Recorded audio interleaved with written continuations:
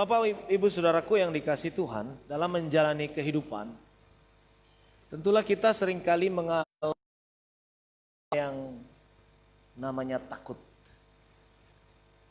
Ketakutan adalah respon seseorang atau perasaan yang meresponi sesuatu yang mengerikan, sesuatu yang mengintimidasi, sesuatu yang membuat kita gentar.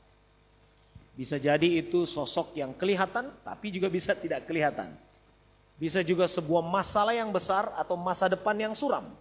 Itu bisa membuat kita takut. Tetapi sesungguhnya ketika seseorang mengenal Allah dan bagaimana hubungan kita dengan Allah itu akan membuat orang itu memiliki keberanian yang cukup untuk menghadapi berbagai macam tantangan dalam hidup. Daud sebagai Raja Israel yang diangkat pada waktu muda, diurapi pada usia muda, bahkan berani menghadapi Goliat dan menjatuhkan raksasa itu karena keyakinan yang penuh akan Allah yang dia ikuti. Nah, hari ini kita akan membaca satu teks untuk mempelajari tentang hal ini. Dari Mazmur 23, tadi kita sudah menyanyikannya. Sekarang kita membacanya. Nah, hari ini kita akan membaca dari ayat 1 sampai ayatnya yang ketiga. Saya berencana mengkhotbahkan ini secara berseri dan hari ini kita bicara ayat 1 sampai 3 dulu. Mazmur 23, kita baca sama-sama. Mazmur Daud. Tuhan adalah gembalaku, takkan kekurangan aku. Ia membaringkan aku di padang yang berumput hijau. Ia membimbing aku ke air yang tenang. Ia menyegarkan jiwaku. Ia menuntun aku di jalan yang benar oleh karena namanya. Nah, Bapak, Ibu, Saudaraku yang dikasihi Tuhan, ketika Daud memahami Allah dan melihat ke dalam dirinya yang begitu lemah tetapi menghadapi pergumulan yang besar, dia bisa memiliki keberanian yang penuh dan cukup untuk menghadapi segala macam pergumulan itu dengan tanpa rasa takut. Dan dia menuangkan kalimat demi kalimat yang merupakan pemahaman tentang pribadi Allah yang dia ikuti selama ini di dalam Mazmur 23 ini. Kalau kita coba perhatikan ada paling tidak dia menuliskan beberapa nama, tetapi kita akan pelajari 4 dulu ya yang disebutkan di sini. Yang pertama, dia menyebut Allah itu sebagai Tuhan adalah gembalaku. Ini dalam bahasa Ibrani disebut Yahweh Roi. Roi artinya gembala. Orang yang menuntun kawanan domba, menjaganya, memberinya makan dan memelihara mereka. Memberikan perlindungan dari segala macam bahaya. Itu adalah gembala. Nah, pemazmur ini menggunakan sosok gembala untuk mengingat berkat-berkat yang dia nikmati dari Tuhan. Jadi dia berkata bahwa Tuhan itu adalah gembalaku. Kata Tuhan yang dipakai di dalam teks ini kalau kita coba perhatikan diterjemahkan dengan Tuhan yang besar. Itu artinya ini diambil dari kata Yahweh. Apa artinya Yahweh? Yahweh itu menunjukkan eksistensi Allah, keberadaan Allah, kebesaran Allah yang sangat kudus, yang sangat dihormati, yang secara literal artinya yang ada dan sudah ada, sekarang ada dan tidak pernah tidak ada. Ini pertama kali diperkenalkan kepada Musa waktu di Gunung Sinai. Hari itu Musa sedang menggembalakan kambing domba, lalu kemudian dia melihat ada api yang membakar semak. Tetapi semak itu tidak habis binasa. Dia belok ke situ dan memperhatikan apa yang terjadi. Lalu kemudian Tuhan berkata, tanggalkan kasutmu Musa. Lalu terjadilah percakapan. Nah, setelah terjadi percakapan, dia diutus untuk pergi ke orang Israel yang sedang diperbudak di Mesir. Lalu Musa bertanya, nah sekarang kalau mereka bertanya tentang namamu, apa yang harus kujawab? Lalu Tuhan berkata, katakanlah Ehye, Eser, Ehye. Yahweh. Lalu di bagian-bagian yang lain dalam perjanjian lama, Tuhan memperkenalkan dirinya. Bahwa dia adalah Yahweh. Tuhan, itulah namaku katanya. Nah, dalam pemahamannya, Daud menuliskan teks ini. Dia menuliskan puisi ini, syair yang begitu indah. Dengan membuka kalimat, membuka kata pertama dengan kata Tuhan. Yahweh. Pemahamannya tentang kebesaran Allah, tentang eksistensi Allah yang kekal, yang tidak pernah tidak ada. Itu dituangkan dalam lagu ini. Dan apa yang dia katakan tentang Tuhan ini? Dia berkata, Tuhan adalah gembalaku. Jadi metafora ini wajar bagi Daud, mengingat dia adalah seorang raja gembala. Raja gembala ini juga merupakan metafora umum di timur dekat kuno zaman itu. Seorang raja dianggap sebagai gembala umat. Karena gembala-gembala atau raja-raja ini menuntun umatnya, membawa mereka baik secara sekuler, secara jasmani maupun secara spiritual. Itu yang biasanya terjadi pada zaman itu. Jadi raja-rajalah yang membawa umat menyembah kepada dewa siapa. Nah, Tuhan menuntut Israel untuk menyembah dia satu-satunya dewa, satu-satunya Tuhan, satu-satunya Allah. Sementara raja-raja yang lain menyembah dewa-dewa yang lain. Nah, penggembalaan secara rohani ini juga merupakan fungsi Daud. Dan dia berkata, Tuhan adalah gembalaku. Tuhan adalah gembala umat. Dan kalau kita coba perhatikan di dalam perjanjian lama, kita akan menemukan bahwa Yahweh ini biasa memang disebut sebagai gembala. Jadi kalau dalam Yesaya 40 ayat 11 contohnya dikatakan begini. Seperti seorang gembala ia menggembalakan kawanan ternaknya dan menghimpunkannya dengan tangannya. Anak-anak domba di pangkunya, induk-induk domba dituntunnya dengan hati-hati. Allah itu, Tuhan itu. Yesaya 34 ayat 15-16. Aku sendiri akan menggembalakan domba-dombaku. Dan aku akan membiarkan mereka berbaring. Demikianlah firman Allah, firman Tuhan Allah. Yang hilang akan kucari, yang tersesat akan kubawa pulang. Yang luka akan kubalut, yang sakit akan kukuatkan. Serta yang gemuk dan yang kuat akan kulindungi. Aku akan sebagaimana seharusnya. Nah, pemazmur menyebut Yahweh bukan hanya gembala bangsanya, tetapi dia menyebut Tuhan itu adalah gembalaku. Di sini nampak kesan bahwa Daud menganggap Tuhan yang maha besar itu, yang transenden itu, sebagai gembalanya secara pribadi. Kalau orang berpikir bahwa Tuhan adalah gembala seluruh umat, itu benar. Tetapi lebih spesifik secara pribadi di dalam diri umat-umat itu, paham bahwa Yahweh itu menggembalakan mereka secara personal, secara pribadi.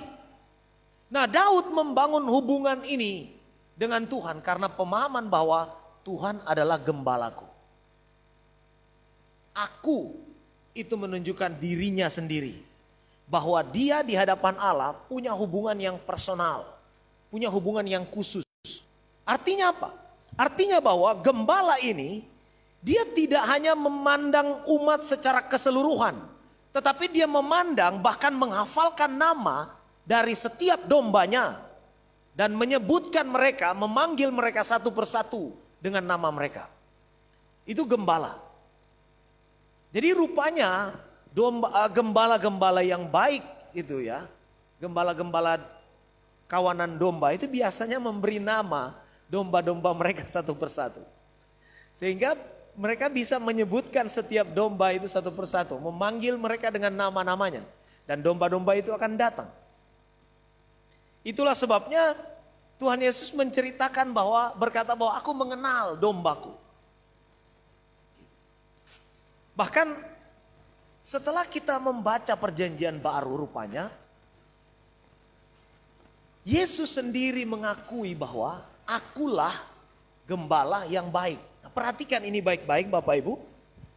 Di perjanjian lama, Yahweh itu penguasa jagat raya disebut sebagai gembalaku oleh Daud.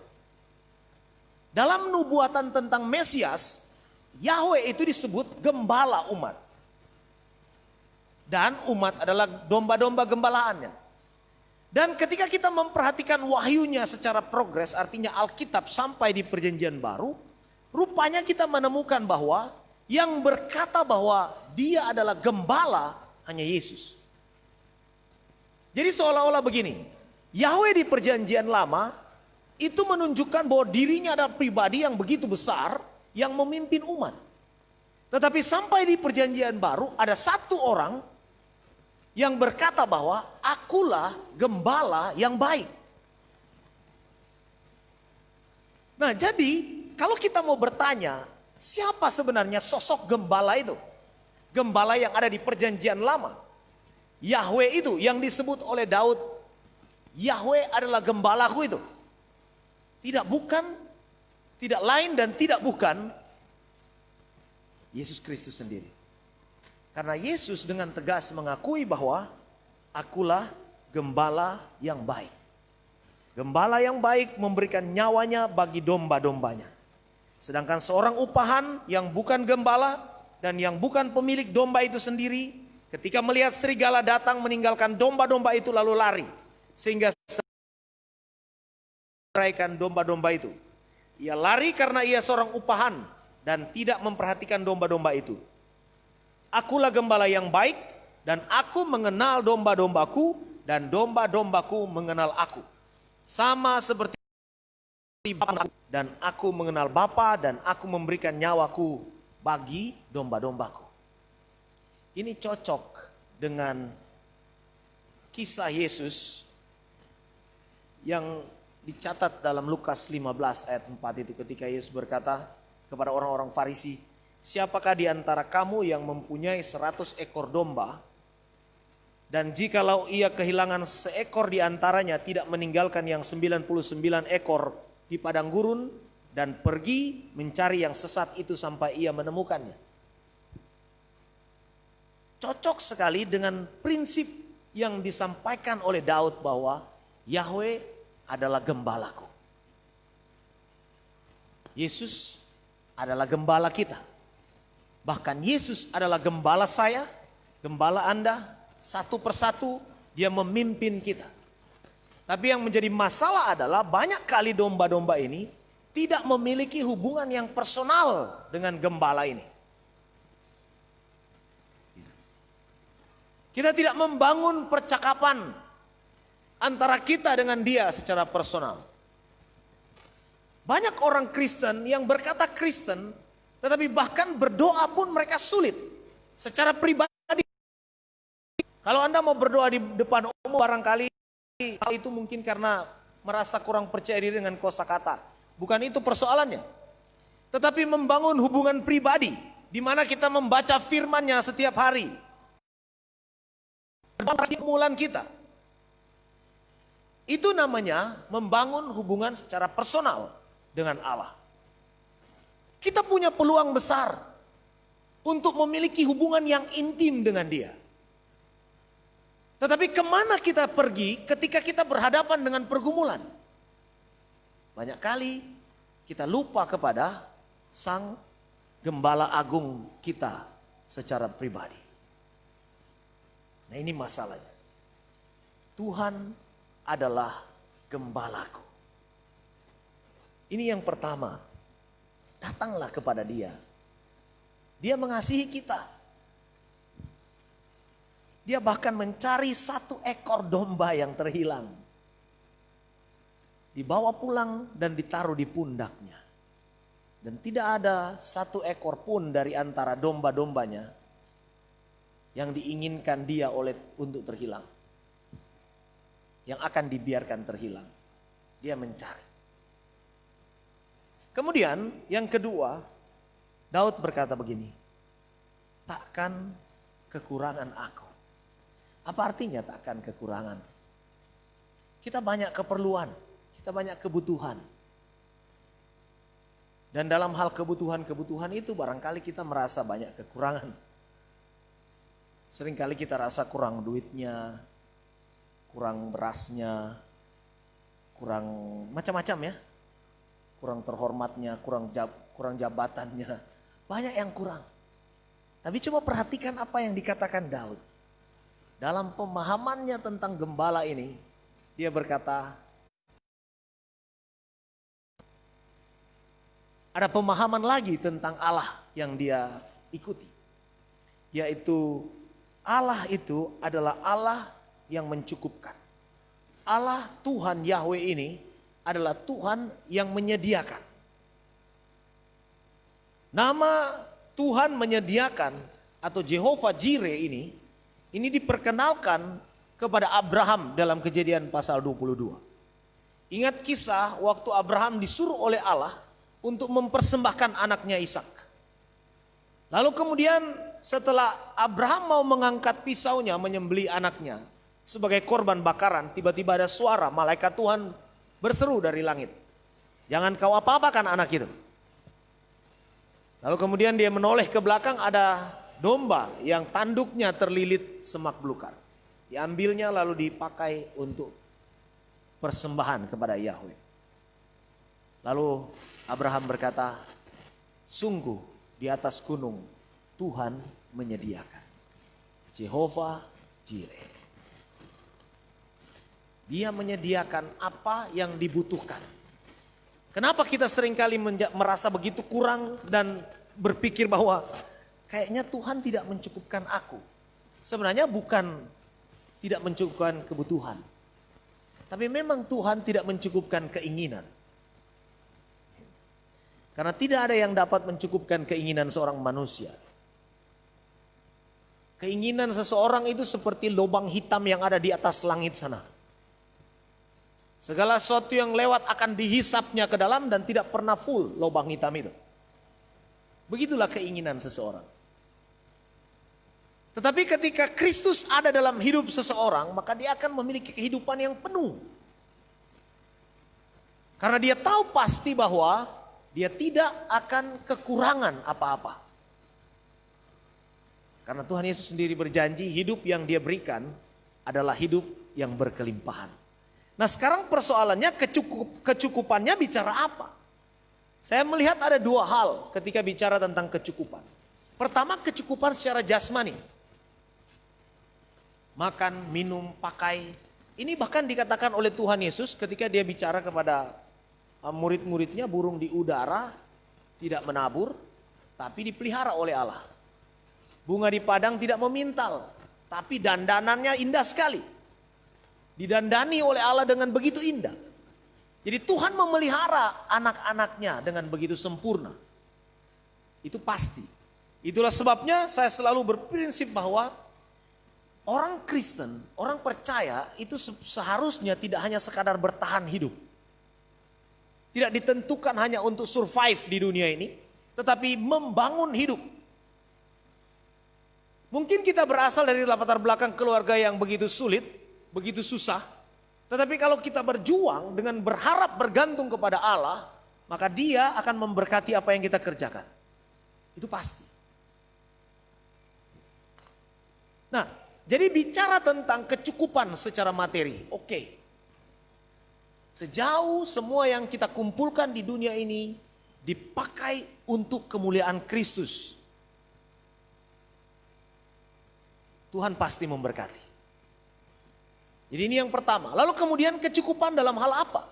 Nah, kecukupan yang lebih utama daripada yang jasmani adalah bicara tentang kecukupan rohani. Ini. Jadi Daud mengalami berkat Tuhan secara rohani ketika dia berkata, tak akan kekurangan aku. Karena dia menyambungnya, dia menuntun aku di padang yang berumput hijau, berumput segar, diberi makan di sana. Demikianlah Tuhan memimpin umatnya. Dan orang yang mengikuti Tuhan memang tidak akan kekurangan makanan rohani. Makanan rohani akan selalu tersedia. Kenapa? Karena dia makan makanan yang sehat. Kebenaran firman. Faktanya hari-hari ini Bapak Ibu Saudara, kita sebagai orang Kristen harus berhati-hati. Karena banyak makanan yang mereka sebut makanan rohani, tapi sebenarnya tidak berasal dari sumber yang baik. Orang bisa saja mengucapkan atau mengutip satu teks Alkitab untuk mengajarkan sesuatu, tetapi punya motif yang lain. Misalnya meraup keuntungan secara materi.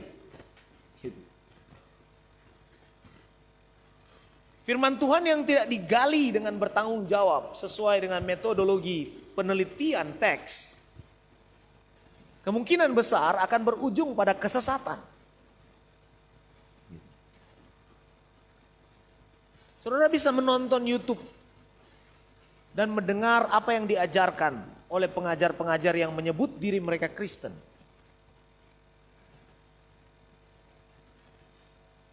Dan coba lihat apa yang disukai banyak orang. Saya kadang-kadang merasa lucu kalau lihat komentar-komentar di dalam kolom-kolom komentar kalau di video-video YouTube itu ya. Saya perhatikan ini orang-orang Kristen sebenarnya tidak beda kelakuannya dengan orang-orang yang bukan Kristen dalam berkomentar. Memaki dan mengucapkan kata-kata yang tidak pantas sebenarnya. Tidak beda dengan orang yang bukan Kristen. Akhirnya saya berpikir makanan apa yang mereka makan ini?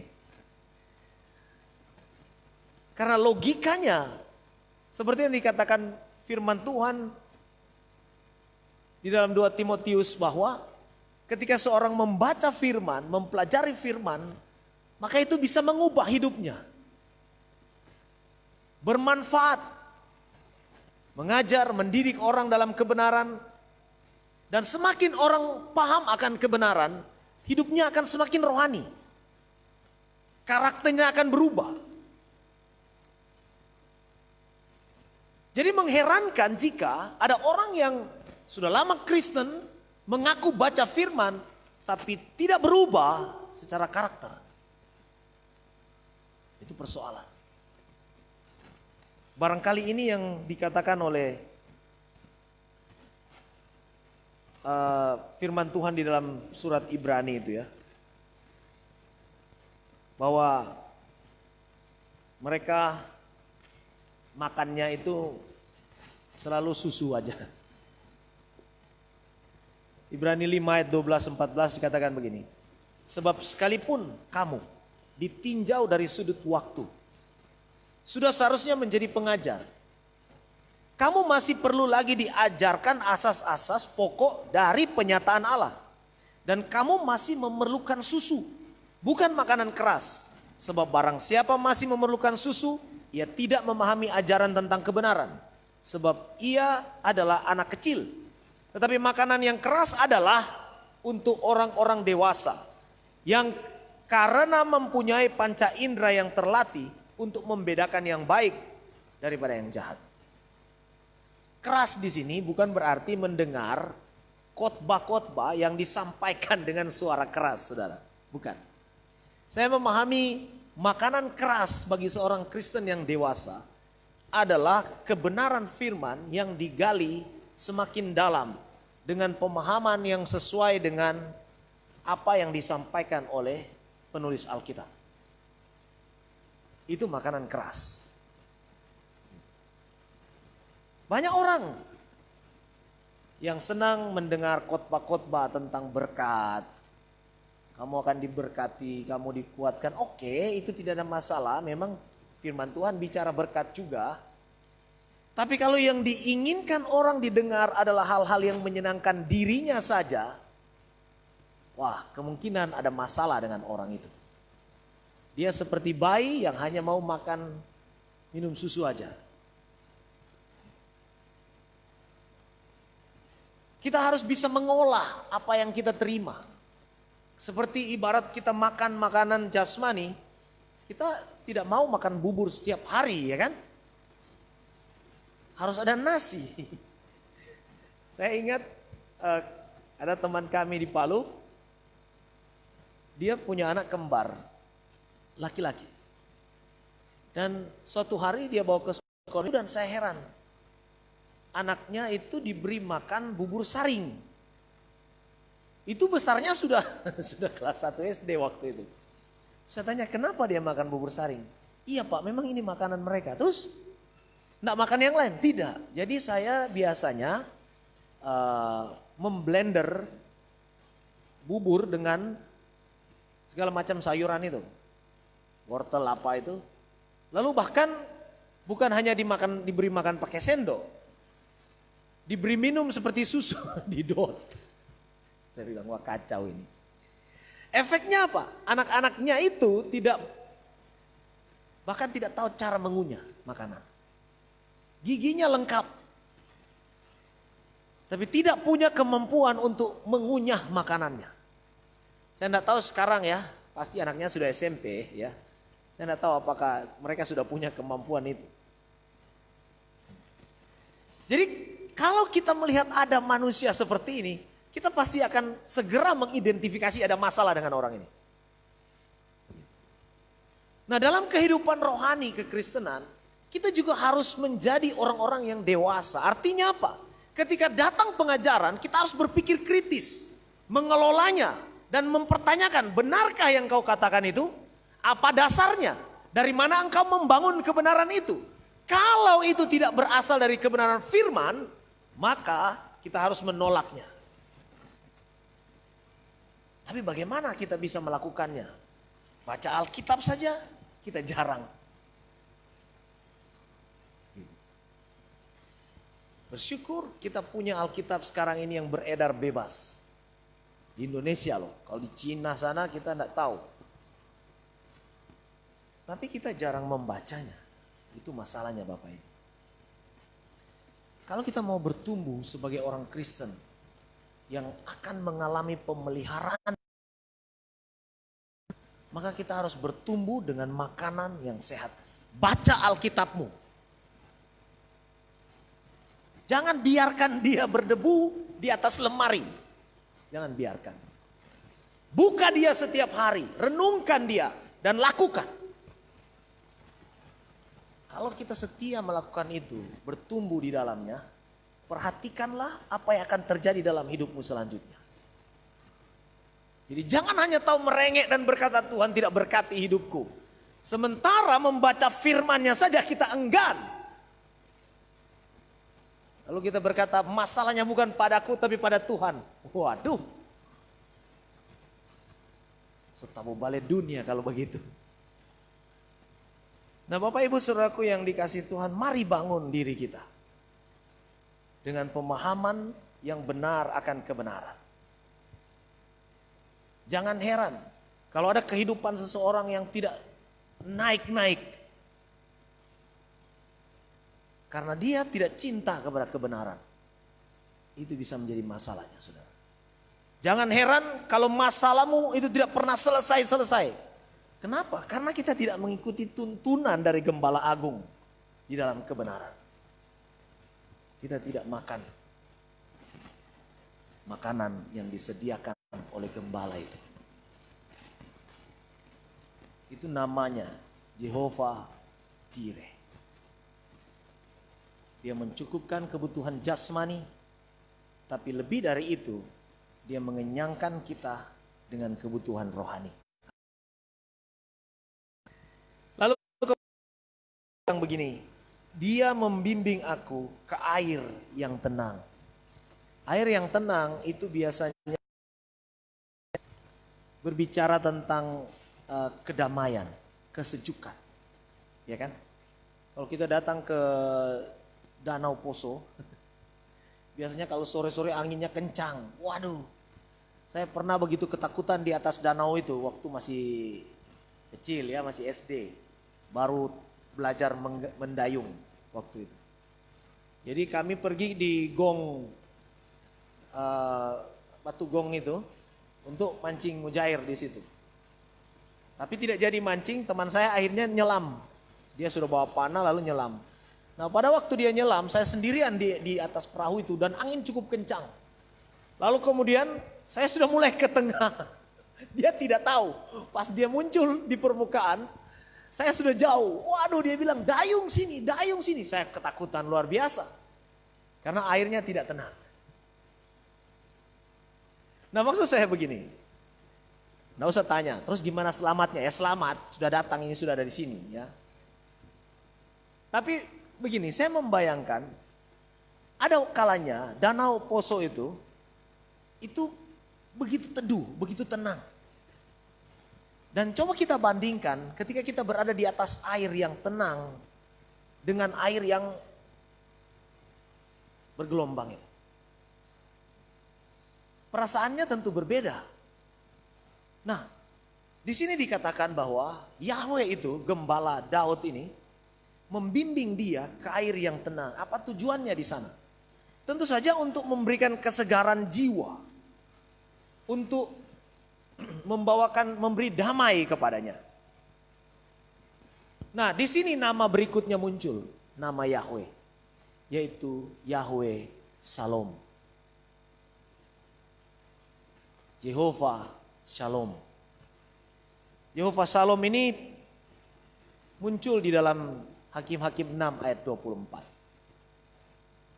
Allah itu, Tuhan itu pembawa damai. Jehovah Shalom. Jadi berkat selanjutnya yang datang dari pimpinan Tuhan adalah damai yang diberikan.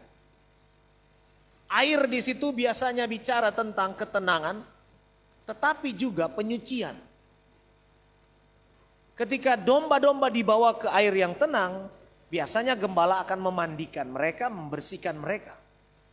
Dan bukankah ini yang dilakukan Yesus ketika dia disalibkan di atas Kalvari, lalu menyerahkan nyawanya demi penyucian kita dari dosa. Dan ini yang akan membawa dampak berikutnya, yaitu penyembuhan. Jehovah Rafa, Jehovah Shalom, lalu kemudian Jehovah Rafa, karena dia berkata, dia menyegarkan jiwaku. Di dalam teks bahasa Inggris, dia menyembuhkan aku. Jadi penyegaran jiwa itu bicara tentang kesembuhan. Apa sih penyakit kita? Penyakit kita itu kalau kita coba lihat di dalam Yesaya 43 ya. Yesaya 53 maaf. Dia bilang begini. Ayatnya yang ketiga sampai kelima saya bacakan. Maaf, dari 4 sampai ke 6, sorry. Tetapi sesungguhnya penyakit kitalah yang ditanggungnya. Dan kesengsaraan kita yang dipikulnya, padahal kita mengira dia kena tulah, dipukul dan ditindas Allah. Tetapi dia tertikam oleh karena pemberontakan kita. Dia diremukkan oleh karena kejahatan kita. Ganjaran yang mendatangkan keselamatan bagi kita ditimpakan kepadanya, dan oleh bilur-bilurnya kita menjadi sembuh. Daud paham benar bahwa Yahweh itu adalah penyembuh. Jehovah Rafa. Bukan hanya memberikan damai, bukan hanya memberikan ketenangan, tidak. Tetapi dia juga menyembuhkan. Dan penyakit utama yang dia sembuhkan pada kita adalah penyakit dosa. Diselesaikan oleh Tuhan Yesus Kristus di atas Kalvari. Dan dia berkata, sudah selesai. Apa artinya sudah selesai? Artinya tidak ada lagi yang perlu ditambahkan. Tidak ada lagi yang dapat kita tambahkan di situ. Entahkah itu untuk memperoleh keselamatan ataupun mempertahankannya. Tidak ada. Yesus sudah menyelesaikan semua itu. Orang yang percaya kepadanya disembuhkan. Dan itu dialami oleh Daud ketika dia berkata, dia menyegarkan jiwaku. Banyak luka yang mungkin kita pernah alami. Termasuk luka-luka batin, luka-luka masa lalu, sakit hati, akar pahit dan lain sebagainya. Datanglah kepada Yesus, Gembala Agung itu, serahkan